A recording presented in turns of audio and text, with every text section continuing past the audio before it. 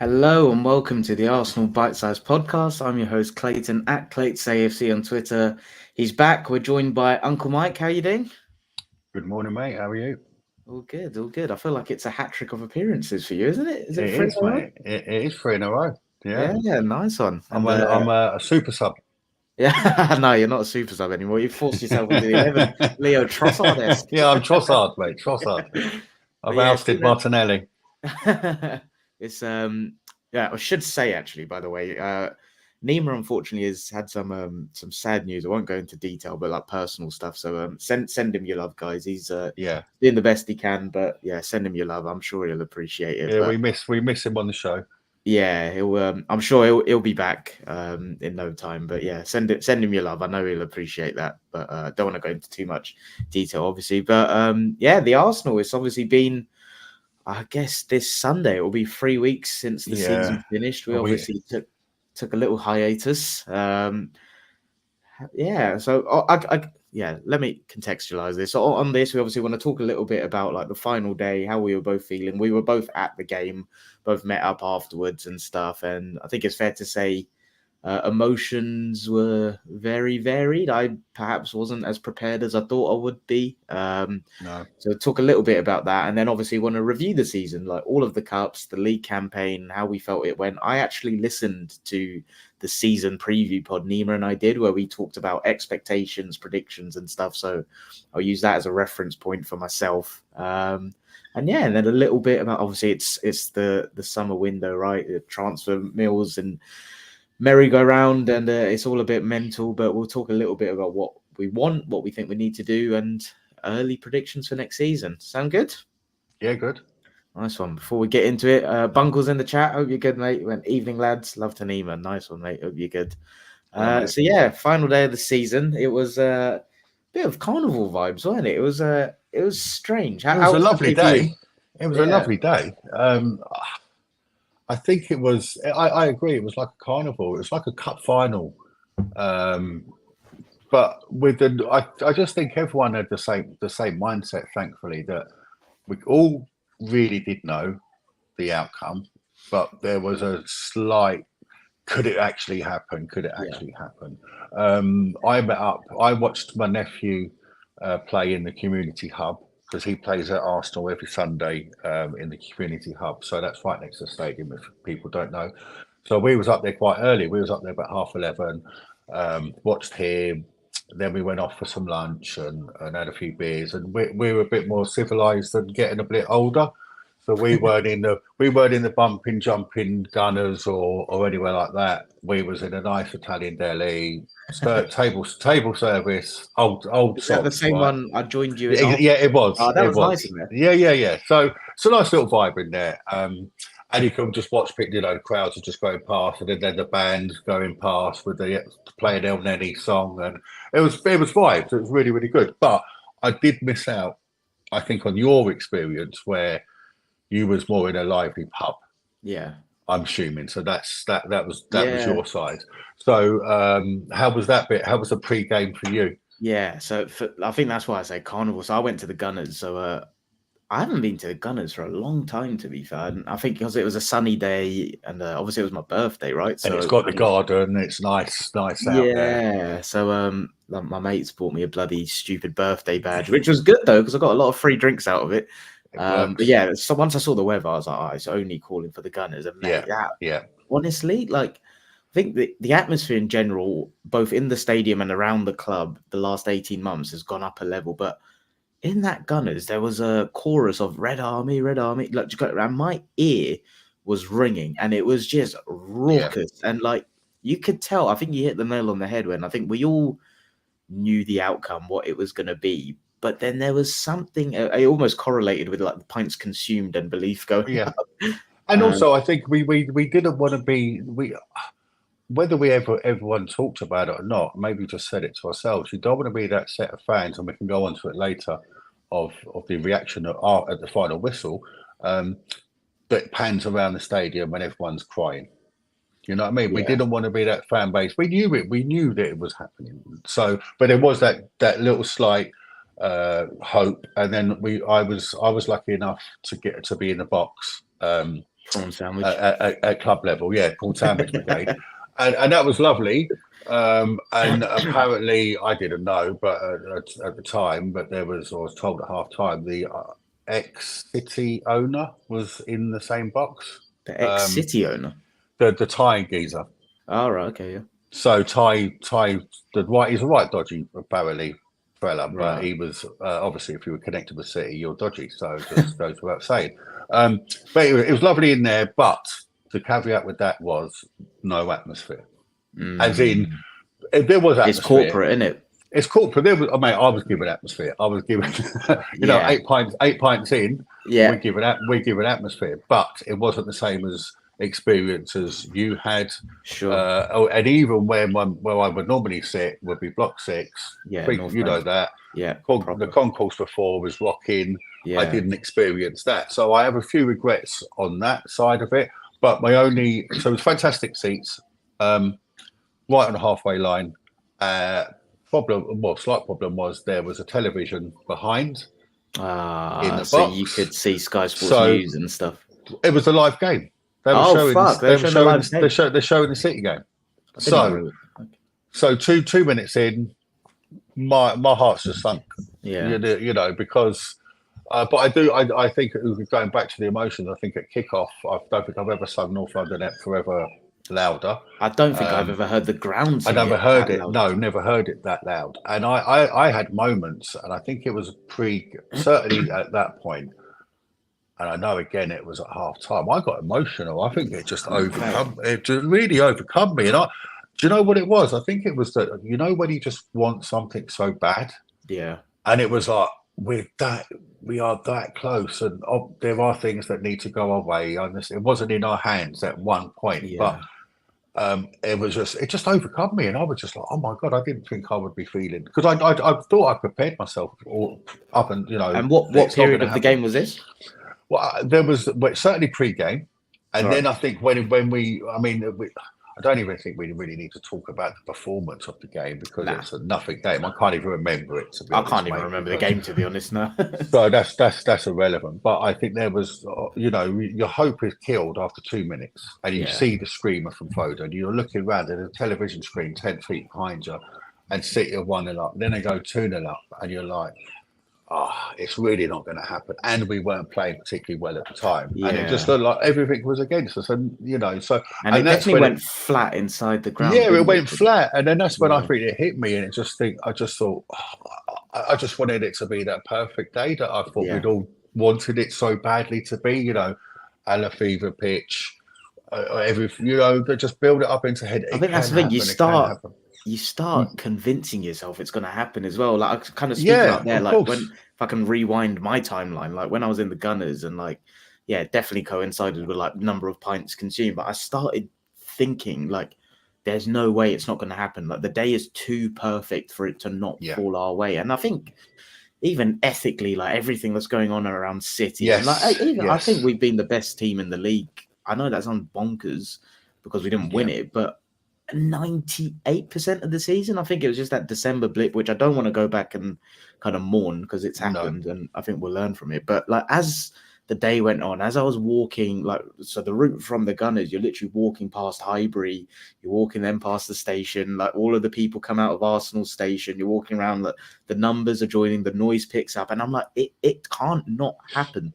And same as you, I get into the ground, like the angel rings around, it's everything in me is like, it's going to happen, and then bang. Like, obviously I didn't see the goal, but you could hear the noise trickle around, and then I just, if I'm being honest, I just felt like I'd been shot, like almost just, or like a balloon just popped, like I can be less dramatic, like.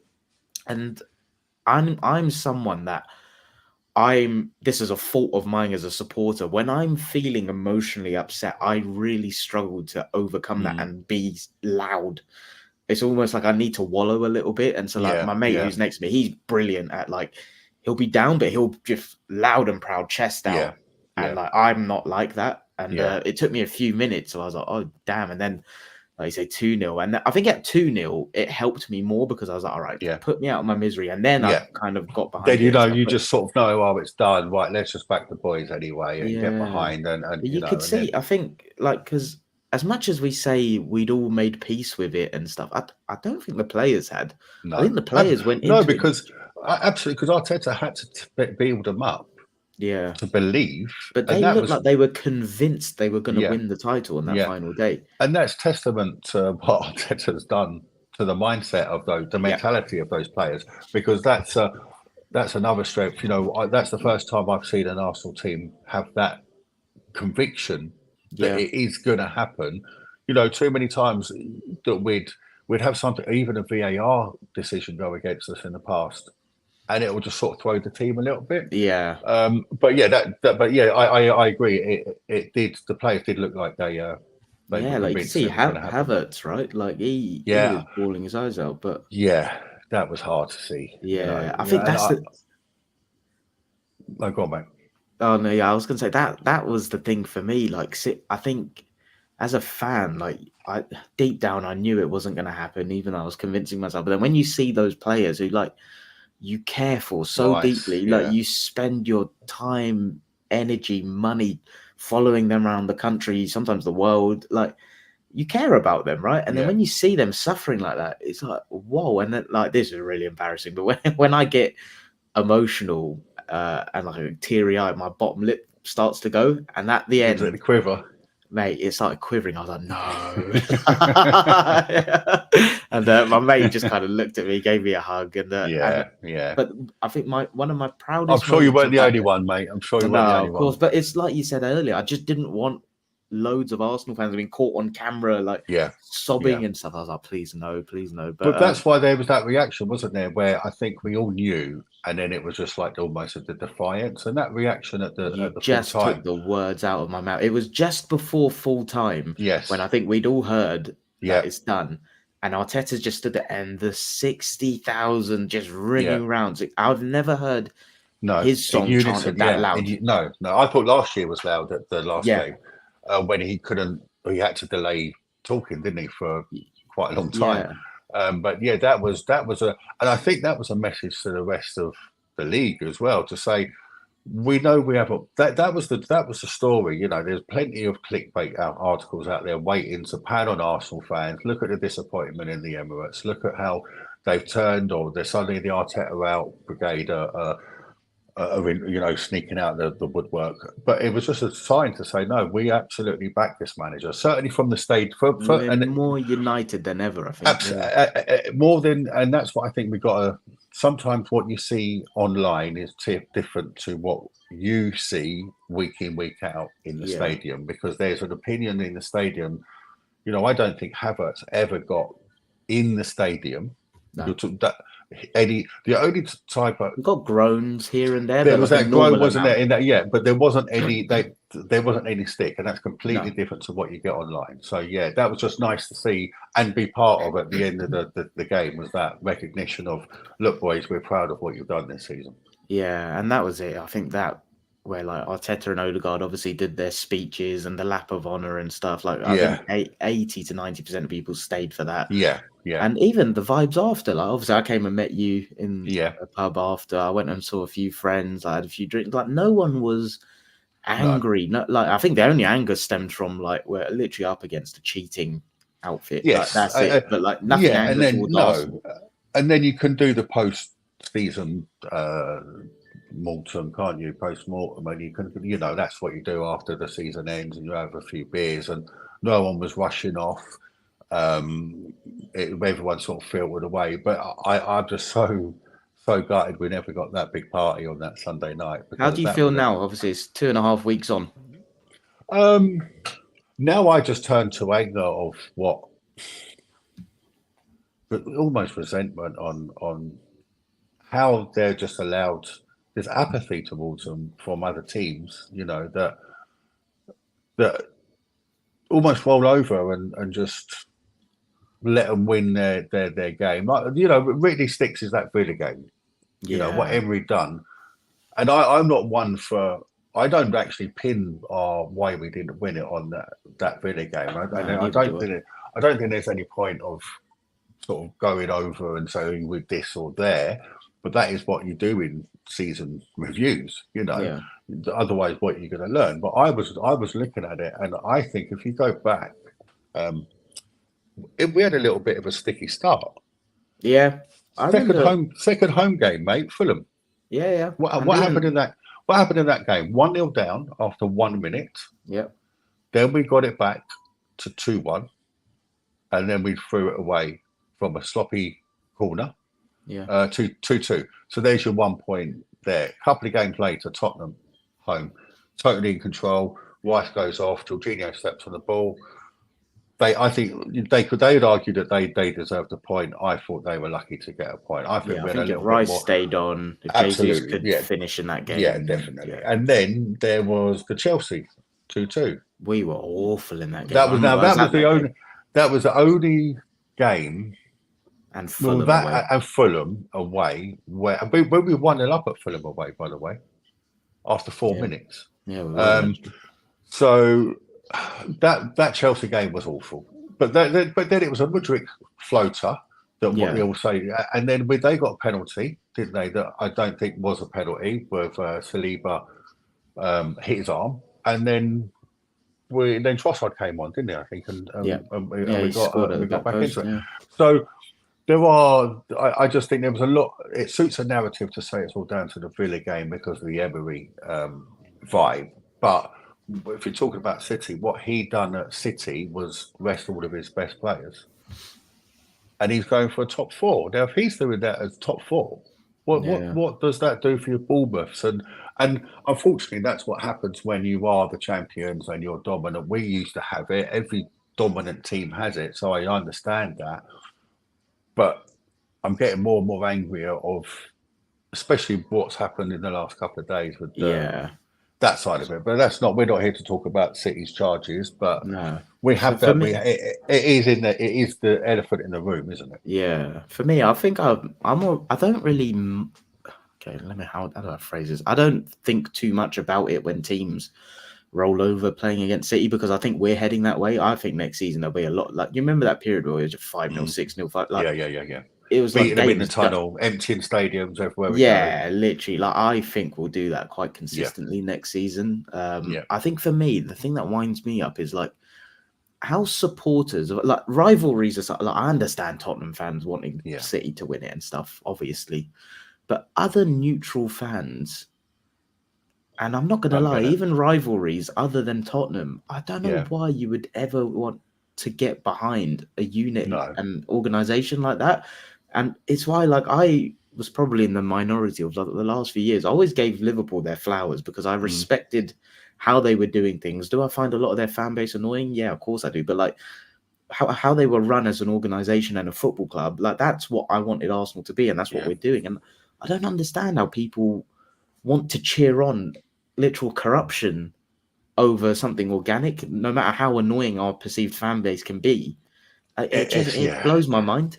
It really does, and you know, we've touched on it before, but if they win it, then the spotlight is not turned on your club. Yeah, you know, Liverpool fans. You know, you can whatever clubs they achieved or whatever, they've still only won one league in 35 years. Yeah, I'm not gonna. But what I'm saying is that they. This is what I really don't understand about Liverpool fans is there's no other team and they get it, and they still want City to, and that's what I can't. You know, it's almost like. Would go back to the 90s? Would I ever want Manchester United to win, to continue to dominate football? No, it was almost look when Chelsea, because you know obviously Chelsea came along 2005, and then they sort of took the battle off our hands because we sort of started going downhill, and then they started to continue with Manchester United. Yeah, and I can't remember ever being back at the time thinking, I want Man United. No, we were sort of falling out of it, and suddenly cheering for Manchester United in a title race with Chelsea. As much as I don't like Chelsea, I hated Manchester United more because they were the ones that caused us. They were our big rivals. So I really don't get that side of it. And now with the latest one is, you know, they siding them, opposition fans siding them with them suing the league for what they're doing. Like Everton fans are jumping on board. I think it's very telling. Like you can tell, it's any club that has breached FFP, PSR, and any kind of state oil backed club. Like I think I could have told you the clubs before it came out. I literally I've got a screenshot. I text my friend saying these will be the clubs. You could have done the Brendan Rodgers, put them in an envelope. Yeah, literally. and so I'll tell you, one of those, all four of those clubs are going to be those clubs. Yeah. So. Yeah, let's bring it back to the season review. So, all right, to summarize, finished second on 89 points, broke multiple records. Was it the best defensive campaign we've ever had? Like, it was definitely the most wins in a calendar year. Yeah. But even defensively, we've kept less in 91. Okay, but like most wins in a Premier League campaign, second most points tally. I think I heard like this would win the league on like 18 other occasions or something. Yeah. Champions League, obviously, we got knocked out. It was our first time back there in many years. First time in the quarterfinals for double that, which was 16 years, I believe. We got knocked out to Bayern Munich. FA Cup, we exited in January against Liverpool. Carabao Cup, who knocked us out? West Ham. Season review out of 10. No, before you give your answer, can you remember what you wanted or expected in pre-season? I think we had a discussion, and I think I was looking at around 86 points. Okay. 87 cups, points. Can you remember what you wanted? Or Champions League, I wanted knockout stages as a mental barrier. Like even last 16. Yes. Okay. Yeah. Just to get through that. The cups, I didn't pay much regard to be honest. And I think that should change next year. But like I said, I listened to the season preview pod that Nima and I did, and that fucking hell was I bullish. I said that was never in doubt, mate. I said, and I quote, I would be disappointed if this Arsenal team didn't get 90 between 90 and 95 points. Well, fucking hell, mate. Yeah. And the double, the Champions League and the double. Yeah. To be fair, I can't remember what I said on the domestic cup, so clearly I didn't really care either. But on the Champions League, I said quarterfinals, but I believe that this squad had the capability to get to a final, which I still believe, even though we went out. Nima was a little bit more conservative. I remember we went on Adam and Baker's channel, Above Average, and they're obviously very Spursy, and Nima fully bottled it. He was like, "Oh, I wouldn't be surprised if we like reverse to the mean and kind of go from 84 points to." I think he said like 79 or something. But then when we came and did our one, he was like, he still believed a little bit of it, but I can't remember what points total he said, but it was kind of around the 84 mark. And he said he wanted to see more of a domestic cup run, and Champions League, he said he'd be happy with quarterfinals. So with all of that in mind, I'll give my number in a second. How would you rate the season out of 10 then? 9. Fucking hell. All right, so trophyless, didn't really get close to winning a cup, but second in the league last day of the season. Yeah, no, I think that's a 9. Okay, that's a 9. But based on, we've spoken about it, but there's certain landmarks that we've ticked. Yeah, and I think that has to be put into context of what if we had then? Well, taking 4 points off City. Started with the Community Shield. Didn't lose against the Big Six. Didn't lose against the Big Six. So when was the last time we could say that? Yeah. So 2 years since Liverpool have beaten us in the league now. And it's just building up little things like that. United, that hoodoo.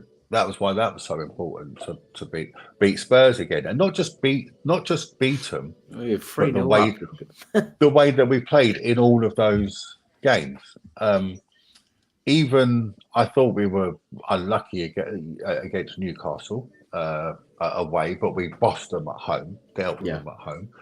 There's all of those things.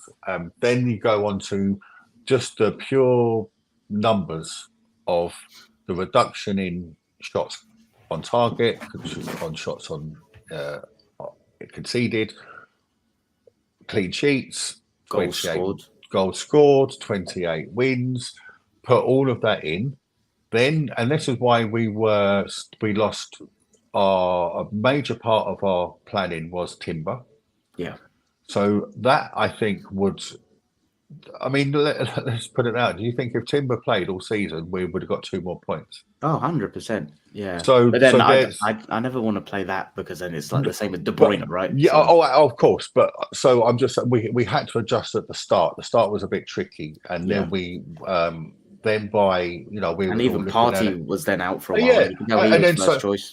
Yeah, so you can take your parties, even Jesus. We thought we'd had a fit Jesus back, but you take all of that into consideration, and no other team can say they've had injuries. But the way it then clicked, and by January, I've not seen us go on a run like that for years, and that's why I think that's what City do. That run, absolutely, and that's what we can now look back on and say, well, that's what is in our locker now, because. Every season, Neville comes out with the title running, and it's true. The title running doesn't happen until it's 10 games in, and then we'll see what your metal is. And we showed it this year, and I think you've gained the respect of the bit like City, for example. Well, Guardiola, you've seen what he knows. Said. He knows. They know that they're coming, that we're coming. For people that haven't seen what he said, he basically said, like, we know Arsenal are going to be there. And, like, he basically hinted at, like, we're the only ones that are going to be there to take him on. And then you've got, for a 9 for me, if we win it, you get a 10. But a 9 for me, based on the need for improvement, but I'd go 9. What about you? I'm going to sound like a prick now. Don't fucking say 7. I'm going for a 7. No, fuck off. It's okay. Seriously. Look, hear me out. It's contextualizing it against what I think this group is capable of, right? And so for me, this is the absolute second. Is like hang on. Have you turned into Lee Gunner? No. I'm not saying I'm not saying I'm upset. Where's the Arteta out banner? No, it's been an unbelievable campaign, and like memories I've had that will stick with me forever. It's just more against what I knew this team is capable of, and like if I'm saying that I thought they were capable of 90 to 95 points, like I knew we could get 89. Yeah, points. But that's but you just admitted that you were extremely bullish. Oh yeah, and I'm not using it as it's more like I think 7's harsh, mate. So hear me out. Let me give my rationale. So I didn't think this team was capable of finishing below second. So for me, this was like the absolute kind of minimum. I didn't think if we weren't going to win it, it would be this close. Like I thought there'd be a few points behind it. But I think personally, with the squad we've got, we should have done better in the cups. If I'm being completely honest, I think that's something that we need to do better on. Okay. I'll take. All right, fair enough. Do I knock a point off because of the cups were disappointing? So it's almost like what Bungle's done in the chat, right? So this is kind of how I've landed on a 7. So Bungle's gone transfer windows 9 out of 10, league 9 out of 10, Europe 8 out of 10, domestic cups 4 out of 10, overall 8. So it's kind of like that logic.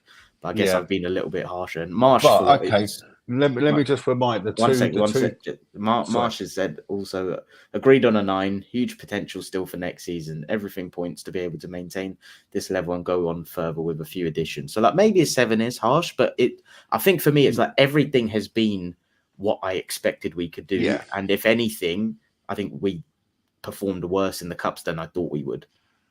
So I don't see any way that we don't challenge again next season. So for me, maybe it's just like being brutal with expectation, but I'm not treating it as like I'm so glad we got there. It's like I knew we'd be there. I just thought I know. Okay, let's talk about the cups. West Ham was terrible, right? Yeah. That was Ramsdale didn't have a great game, did he? No, he was poor. He was poor because didn't we play Brentford the time before in the league? Yeah. In the cup. In the cup. And then we played West Ham, and he wasn't great in one of them. And then I remember West Ham, he was a bit suspect. West Ham, he wasn't very good at all. Then Rice gave away a penalty that actually Ramsdale saved. So he did. My memory's not great. Yeah, so but I think it actually done us a favour at the time, because we would have, if the quarterfinals were then against Liverpool, and it would have been 3 days either side of the. So I wasn't too disappointed with the League Cup, so I'm not kind of going to mark it down for that. FA Cup, we played Liverpool. I don't think we played that bad in that game. No, we were great, but I think this is the thing. You can get caught into the nitty gritty of like ifs, whats, buts, whens, and I think that's why if I take it up a level, it's like okay, we finished second, 89 points, out in the 2 cups, quarterfinals, Champions League. That's if you told me that in the summer, I'd be like, yeah, that sounds about right. Which is why I'm kind of going on a 7. Like I wouldn't say, okay, this is the better way of framing it. I wouldn't say we outperformed my expectations. I think we hit exactly what I thought we could, which is why I'm kind of there. And maybe I've got very high standards for this group, but I think we're capable of going on and winning everything in the next few years. So maybe that's like, I've got the Arteta elite mentality. I feel like I've disappointed you there. No. I actually, on reflection, I could. For what it's worth, most of the guys in the chat are similar to you. So like even hey Bobby, how you doing? Bobby's in the 8.5 group. Trophy next. The cup runs were disappointing, but if we had Man United's run in to the final, we probably win. There that you too. go. Yeah, and yeah, that's it. My disappointment, and this I think you could maybe talk about this, but if your disappointment of the season was the squad players that we thought we could rely on and we gave contracts to, we actually couldn't end up relying on. Yeah. And that's where we move forward with your likes of, Nelson minutes, Eddie minutes. Eddie played a fair few games at the start. He did, but then he got to, I think his last goal was Sheffield United in that hat trick. Right. So I think that's where. Was it you that mentioned a stat to me of like when Eddie comes on, he's never scored? Yeah. Like, that blew my mind. So, but I think we're almost judging the team then on. We should be doing better in the cups, but we're not armed with the players to compete in those cups because we're not taking them seriously. So I think that's the improvement I want for next year. Is to have a more rounded squad that we can take seriously, and so we don't suddenly drop off to, we're not going to the Wenger days where we just played a load of 17-year-olds, but there are just to take 2 or 3 key pieces out, and you can still keep components enough to challenge rather than just almost writing it off. Yeah, I'm very intrigued to see what we do because I think we've seen with our own eyes, we've outgrown so many people in the squad quicker than we thought. Yeah. So going into the season, I thought squad-wise we were okay. And I think the likes of Smith Rowe, Vieira, I'm trying to think of some others, Nketiah again. Yeah.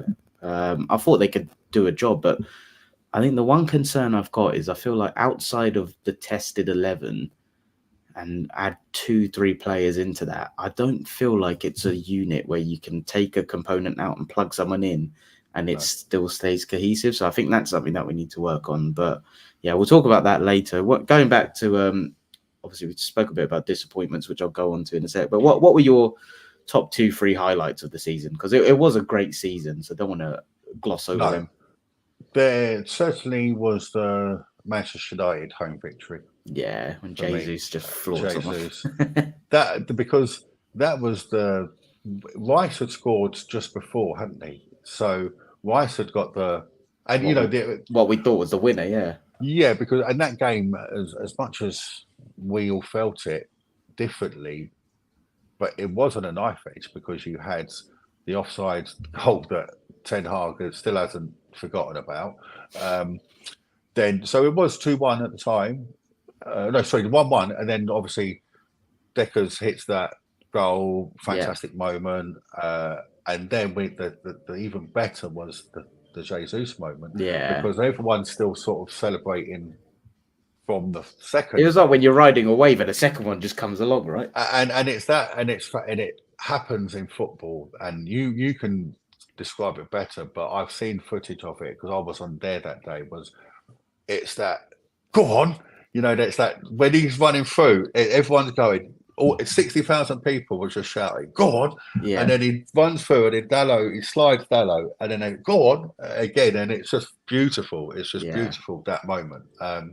So yeah, there was that moment. Then I think if you go to, I think Porto was a big moment, big time. Yeah, that's just as a psychological moment that I think this club needed to break through and not have that stick hit all the time that we can't get out of that stage. Now we struggled in the games because I think that we really struggled in Champions League of adjusting. Champions League is different, just different, and I don't think I think that was a shock to all of us. I don't think we realised it. I think it's been such a long time since we played in it. To be honest, I'll be brutally honest, right? I not watched Champions League for a couple of years intently. Yeah. So I'm not sitting down to a lot of Champions League games if Arsenal aren't in them. Yeah, whereas so I've watched a lot of them, and I think the one thing that's always stuck out to me is like what I was saying to my friends was like in the Champions League, it feels like a lot more of a basketball game, and like there is a lot more transition. It's faster paced, it's more intense, and I don't know why I didn't equate that in my analysis with this Arsenal team when like we don't really have that. But I was so confident. But that's something to work on for next season. And so what would your final highlight be then? So you said United, Porto. Do you know what? Tottenham away. Yeah. Just me, I don't like them down the road, but because it was set up for them, it meant if we hadn't have done that, and I think the scoreline, we know what happened in the game, we know, but at 3-0, I thought it was going to be 5-0. Yeah. And I texted my missus, and that day I said, if Arsenal win 5-0, I'll run naked down the street. Right, and then when it got to 3-0, I've got the screenshot. She was out, and she sent me the screenshot, and she said, "It's 3-0," and I'm like, "I know." She said, "Are you still running down the street naked?" I'm like, "Not quite yet. It's only 3-0 at half time." So thankfully, that sense never happened. But I think that moment, because it was still, they were building it up as we're going to stop you winning the title. Yeah. We would never heard the end of that. And it just cements again that we can go to that environment with the pressure of that. We had to win. We could not lose. And to perform like that and be 3-0 up. And okay, we had a little crack with Raya and a penalty, but I don't. It's what we said at the time. It's a game that you watch back with no emotion, and you'll see who bossed the game or not. So they might be my three. Nice. Mine's similar actually, but Porto is obviously one for me. I think, like you say, that kind of psychological thing. Because I remember when it was going through where I think in 90, I didn't think we were actually going to get the win. And then in extra time, it wasn't looking like we were actually going to do it. When it went to penalties, I was like, as much as I don't really agree with this thing of like penalties are a lottery, I think teams prepare better than other teams do. But fundamentally, I still sometimes default into it is the flip of a coin, despite those logical thoughts I have. And when it got there, I was just thinking of like, not again, not this squad that is better than this. And I think to have that moment where we then like you said, kind of beat that hoodoo and got into the quarterfinals, that was big for me. That was one of my highlights. Liverpool in the league was one for me, a massive one, because I think again context around it at the time, everyone was saying if we lose that title's done. 8 points behind. 8 points behind. And I think for me that was you're right. That was a game where we annihilated them. We battered them. They didn't get close to us. And I remember I was never big on Liverpool as title challengers this season. I thought they were very Arsenal 22-23. But that game for me was just like euphoria. It was almost like I still think we can do this, because obviously it was not long after the kind of blip that we had in December. And it was because it was a run of fixtures, wasn't it? There was that run of fixtures, and they were all like, right, if you can get through that and you can get through that, then there was Liverpool, and that was sort of like, right, because we'd had the blip, and then there was about 5 fixtures, and Liverpool was the end fixture, and it was like, right, we need to, if we're going to be in this title, we need to take maximum points, no room for error at all, and we did, and that's where it sort of we got the belief back again. Was after that Liverpool game, because I think we were still doubting, because we'd beaten, I think it was Palace, and they were sort of fairly minor. Yeah, that was 5-0, wasn't it? Yeah, and then it was like, right, you're up against Liverpool, so that was a big moment. Yeah, that was my second, and then the third was probably there's so many. It's really hard to pick one more because of how many there's been. But you know what? A bit of a random one that comes on, that Luton away game. Yeah, I don't know what. Yeah, like that. I remember I was watching that in my mate's flat, and just going mental, arguing each other and stuff. And I know there's games that probably meant more in terms of Tottenham away and like Man United at home and stuff. But that one is one that just sticks in my mind. So I'd go them three. I don't really want to dwell too much on disappointments, so we'll skip that stuff. But we'll talk a little bit in a sec about what we want to do next time. But there's a lot of the guys in the chat sharing theirs. So here we are. Where's it gone? Bobby highlights Rice signing, Havertz proving him wrong, and all the new chants. Who put the ball in the XYZ team's net? Yeah, I like that song. Shakira too, stuck in his head. Bungle Chelsea at Argaff was delightful. That was nearly on there. That was nearly on there. That was great fun. No, that is literally just night and day with them. Bobby also says, and the amount of points we got from the Big Six, we haven't done that in so long. We've become the problem for everyone else. And then Marsh has said, watch that game in a pub with a Liverpool fan mate of mine. Glorious. Lovely stuff. All right, so early peer into next season. Obviously, transfers are rife in terms of rumour mill. So linked with Sesko, linked with XYZ. But you know me, I try not to get too wedded to specific players. But early thoughts for next season? What are you hoping to see from us next year? And what do you think we need to do? I like the sound of this Sesko. Or I've heard it called Shesko, actually. Oh, is it Shesko? Okay. Shesko, because we're going on the Shesh with Shesko. So, right. But it's Shesko. I've heard it called Shesko. So where's he from? Is he Polish? Or, is it Serbia? Serbia. Okay. Some very Eastern European. So he looks a unit. But raw. He's not. He's a player that I think if you can get for 45 million now, can you hear me? Okay, yeah. Yeah, we're good. Yeah. You can get 45 million now, or in a year's time, it could be 70 million. Yeah. So he's the sort of, he's at the clubs that he's played for that are pressing machines. So he's got the work ethic. He's a big unit. I saw some clip of him. He's got a right leap on him, so he's a big lad. I've seen that, and he's got a hammer of a right and left foot on him. Absolutely, yeah. So he's one where you could bring on. Imagine him and Havertz with 10 minutes to go, 15 minutes to go, battering rams. Just go at them. You just know we're scoring then. Yeah. So he seems. I'd much rather, I think, use that option if it allows you to go big elsewhere. That's the thing. There's not much value in the market these days, is it? No. So when something like that presents itself, I do feel like it's a little bit of a no-brainer. I think I'd rather, my ideal one, number one would be Watkins for me. Really? But number one would be Watkins. Then I like Isaac. They would be, but they're not, in my eyes, they're not realistic. So I think I don't rate Watkins person. If you're talking now, I think Watkins could see us over the line as an option for next year, but I don't think that's doable. So you then go into your younger player. I don't like the Osman links. No, that seems Chelsea. That's in Chelsea transfer all day long to me. Pay 100 million and watch him flop. Doesn't seem an Arsenal player to me. Yeah, fair. Now, what I want to do with this Shesko guy is here.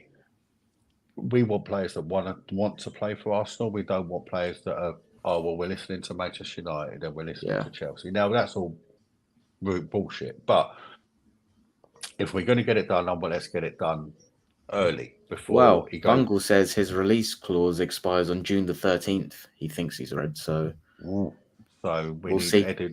Eddie needs to get in the arse in gear. So yeah, I like the look of him. Then I actually like the look of another one I like is Fofana at Monaco. Okay, yep. I've not seen So much of him, to be fair.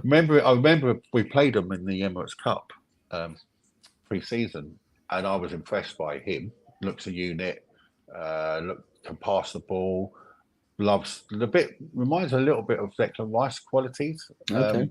but not at the level of Rice. But he's very similar style of play, eats it up, and can switch the ball. I like him. We're looking at I think until we sell well, that will have an impact on who we can buy. So I don't know, because like Bobby says in the chat as well, we're in a good position that, unlike everyone else, we do our books made to make, so we can jump at stuff like that. Like I think, I'm sure I read a report where, like, of course we need to sell, but not like urgently to be able to go and facilitate. So who would yours be?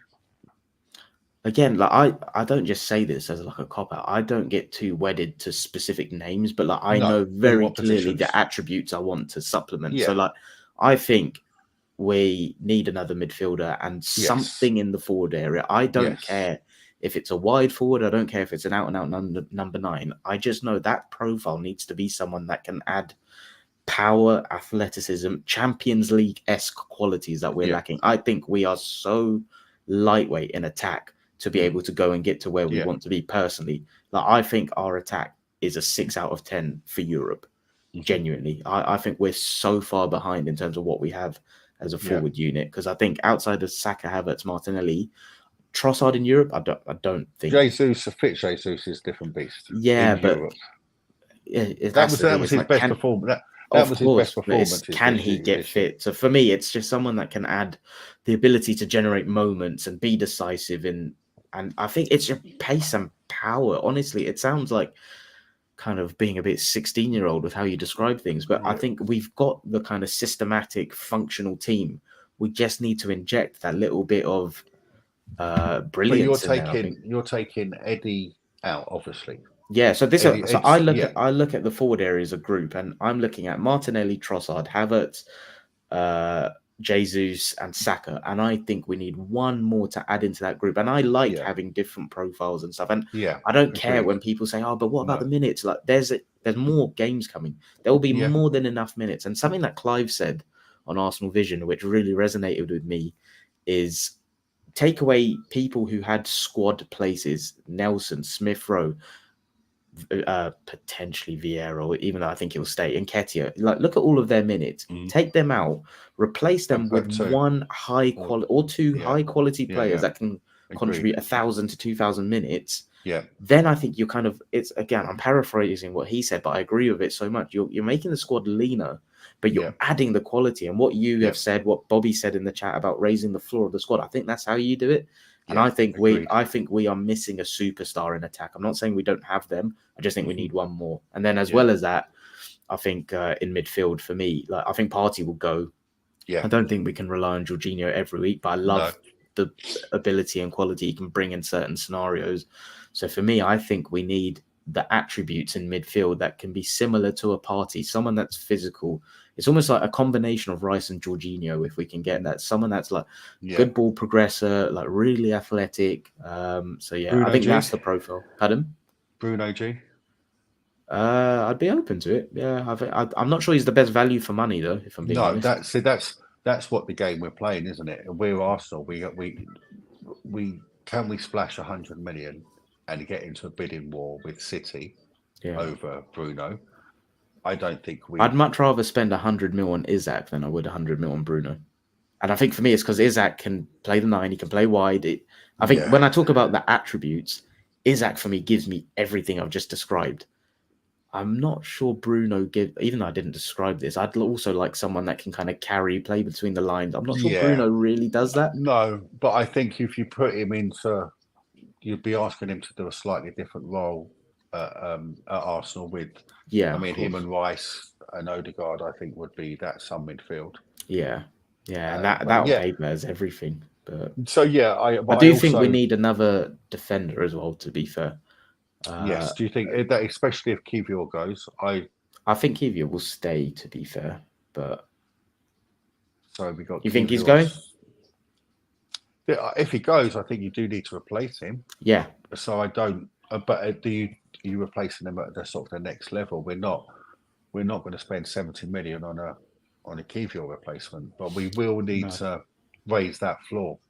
So, you're raising the floor to the level that you're going to go. So there's not that Nelson Martinelli to Nelson. Yeah, that's where we are at the moment. And exactly. I think we need someone that's going to push, not necessarily a first starter, but they certainly are going to push those players. Yeah, knocking on the door. Yeah. And do you know what? I think our window will be very similar to last season in the sense of, I think we will splash on a big money signing, like a Rice-esque. I think we'll spend big on a Havertz-esque, like, profile that can come in, do a job in the starting 11. I think we'll then spend a similar amount of money on like a Raya, like 27 mil. I'm not saying we're going to get another player of that value, and same as Timber. I can see us getting like 4 signings that kind of supplement the squad in a variety of ways. I think that's what we need. I think we do need that just to bulk out the quality of the squad rather than, as you say, we need to trim the fat and add the quality. That's exactly it.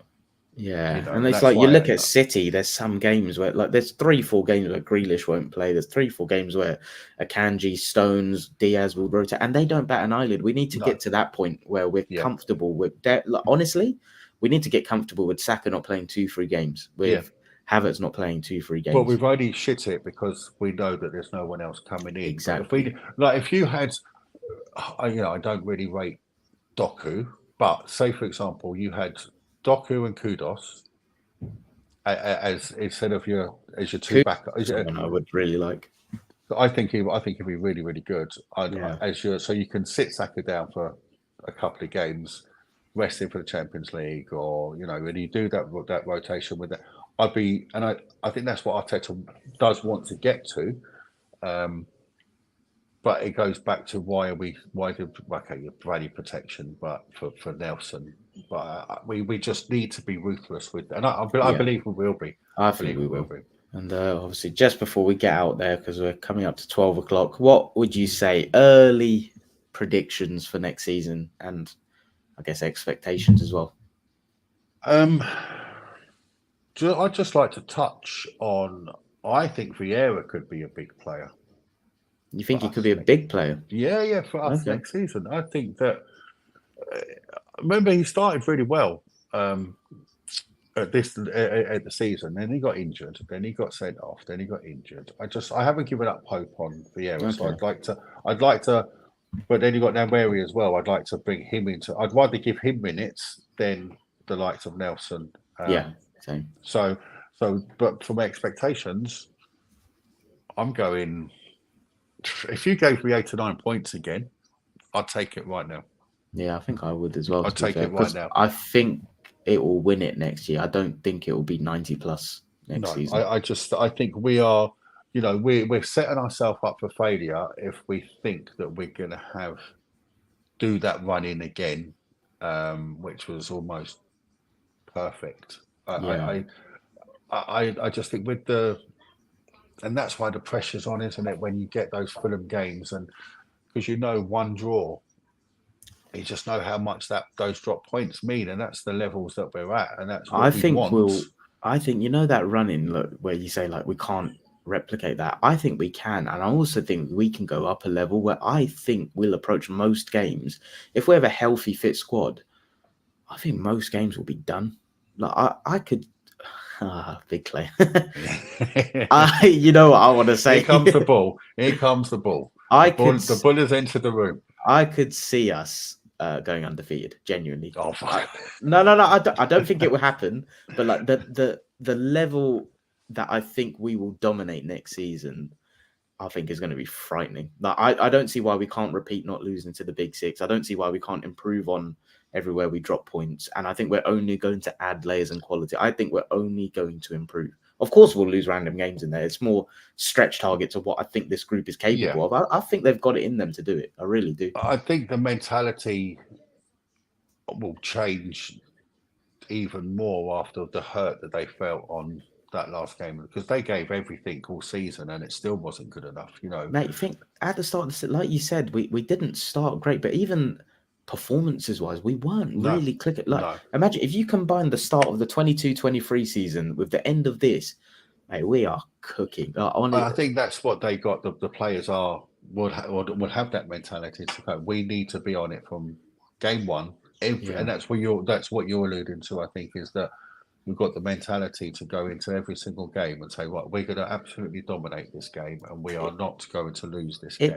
It's mentality, but it's also just like at the start of the season, we were figuring out new systems. There were lots of new cogs. Like those cogs are set now. Like anyone that's coming in is coming in to supplement the group. Like maybe a midfielder will come in and like new dynamics and stuff. But even the forward area we get, I don't think they'll start game week 1. I think it'll be Martinelli, Havertz, Saka.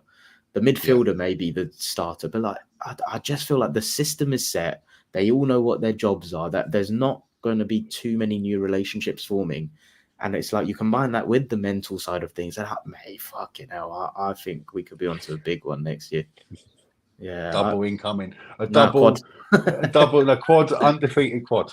Get your money on it. I mean, jokes aside, right now, I'd like you can't control whether you win the league, so like I think just consistently beating everyone you can and putting up like 86 to 90 points. Put the numbers up and put the numbers up. The dice. I'd like to see us do better in the cups and Champions League. I'd like to see. I think Champions League has humbled me, to be fair. So like, I'd say quarters minimum. Like if we can get to a semis, but I'd like to see us in the quarters. Test their chin a bit more and add the power to do that. So I agree on. I think we do need to win a trophy next year.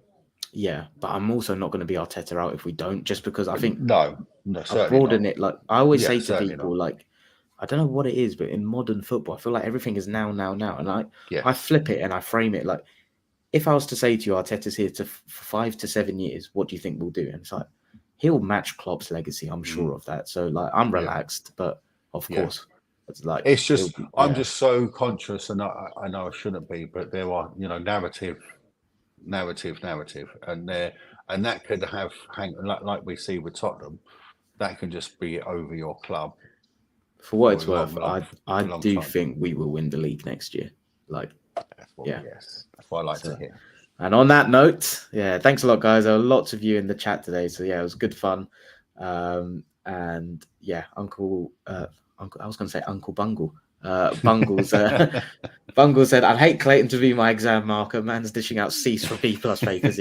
Perhaps a little bit harsh, but these are the fucking standards. But no, thanks, guys. Appreciate it. Obviously, I'm sure you've all done it already, but please drop the stream a like. Hit subscribe if you're watching and you're not subscribed already, so you can catch when we go live randomly in the pre-season times. And if you're listening on audio, please give us a 5-star review wherever you're listening. Uncle Mike, thanks very much. Been a pleasure. No problem, mate. We'll catch you all in a bit. Up the Arsenal. Take care. See you later.